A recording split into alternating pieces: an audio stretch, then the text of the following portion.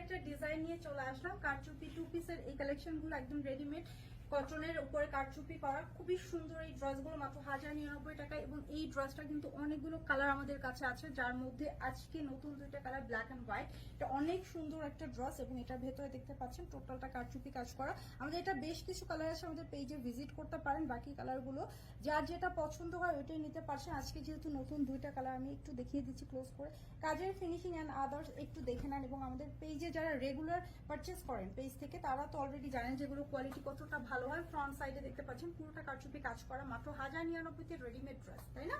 এটা হচ্ছে ব্যাক সাইডটা, টোটালটাই কিন্তু প্রিন্টেড ব্ল্যাক এর মধ্যে হোয়াইট কালার প্রিন্ট করা, হাতাটাও প্রিন্টেড থাকছে।